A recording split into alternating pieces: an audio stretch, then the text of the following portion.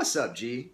I'm Leon, the Paperback Maniac, and I am here with the third and I hope the final summer horror haul in my series of book hauls I've been doing of late. All of these books I'm going to show you were purchased this past Saturday at Bookman in the city of Orange, California.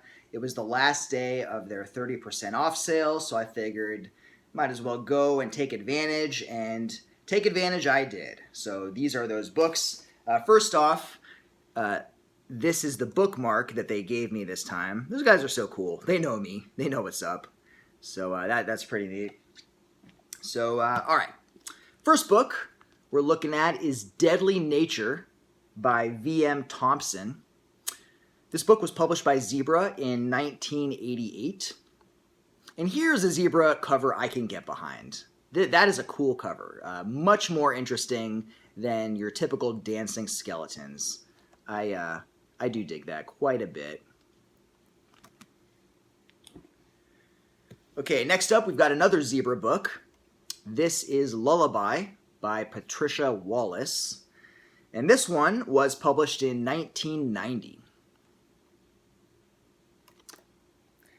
Probably the most interesting Zebra book I found, the third and final Zebra of this haul, is The Ashes of Tamar by Elizabeth Wade. This one was published by Zebra in 1978, so it's going back a little bit. This is one of Zebra's earlier publications, and a book that I had never heard about. I didn't know that this thing existed. These are the kinds of books that I love to find when I'm just perusing the shelves of the bookstore. And, the cover definitely stood out to me. And when I read kind of like the first page, it's just so delightfully dated in its 70s-ness. Especially like in terms of its perceptions of like females and female sexuality. Although it is written by a female, curiously. But really interesting. Let's see, on the back it says, "Witch and warlock battle for the body and soul of a child woman." And let me just read to you the first page of this, because it really kind of cracks me up, just how dated this is. Look at this. So this is the prologue, of course. 1481 AD. As the lovemaking reached its raging climax, a piercing cry rose from the lips of Tamar. And in that same instant, the demon struck, for she had broken the cardinal rule and had given herself up to love. Smoke boiled from her mouth, her ears, from every orifice of her body. As the man watched, the immolation was so fast that there was barely time for him to disengage himself. He stumbled from the hellfire of her passing, hearing her screams of entry into eternal agony. Knowing he must summon up all his magic to save his own flesh from contamination. He must seek his own salvation, but first he must be sure that Tamar was truly gone from the earth. I just love that, right? Like, God forbid a woman have sex and enjoy herself, right? Just very funny. Okay, next up, we've got Night Sounds by Warner Lee. I was pretty pumped to find this one. This book was published by Pocket in 1992, and Warner Lee is the pen name of the author B.W. Batten, whose books I have shown in the past.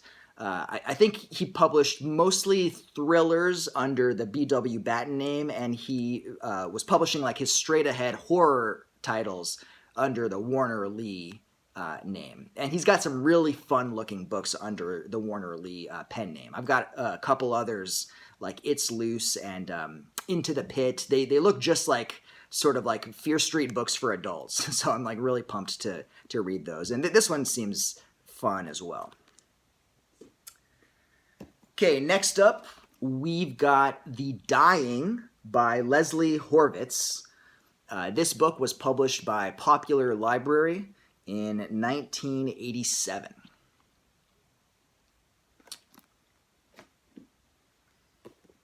Okay, then we've got The Forsaken, another book with the title The Forsaken. I've got to have at least 3 or 4 of these. This one was written by Cameron Reed and published by Pinnacle in 1982. So I do I do dig that cover, though. It's pretty cool looking.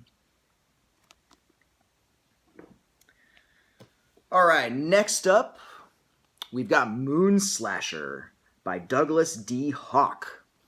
And this one was published by Critics' Choice in 1987.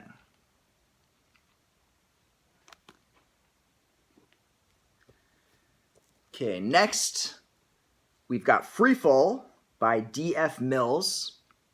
And this one was published by Diamond in 1992.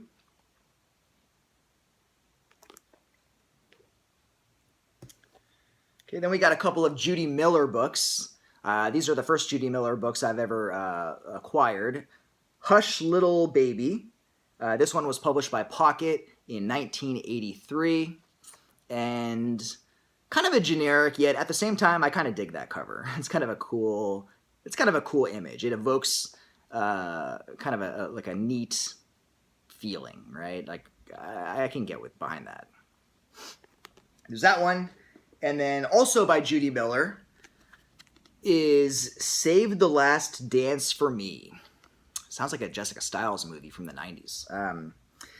This was published by Pocket in 1984. And this one has cool die-cut inner artwork is there. Nice. Okay, just a couple more. Here we've got Lyrica by Thomas F. Monteleone. And this book was published by Berkeley in 1987. I've got a Thomas Monteleone book called Night Train, which I'm really eager to read. It's one of those like gritty early 80s New York City books, which I love. Like I love books that take place in like early 80s or late 70s New York City. Books like Sellers by John Shirley, or even like The Light at the End by Skip Inspector. That era of New York City, that book seems really cool. This one seems cool too. So I have not read Thomas F. Monteleone yet, but he seems dope. I've heard good things. And the last book we're looking at here is The House of Thunder by Lee Nichols, otherwise known as Dean Koontz. This was one of his like 7 or 8 pen names that he had. And this one was published by Pocket in 1982. And it's got some beautiful step back cover art there. Very cool. Yeah, after I read The Voice of the Night, which Dean Koontz had written around this time under a pen name, I really excited to read some more of his stuff because he is a talented writer, you know. So that's it, guys. There it is. That's my Summer Horror Haul Part 3. Hope you enjoyed watching it.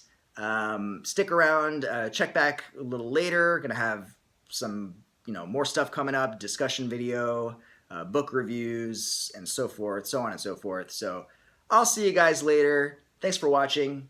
Peace out.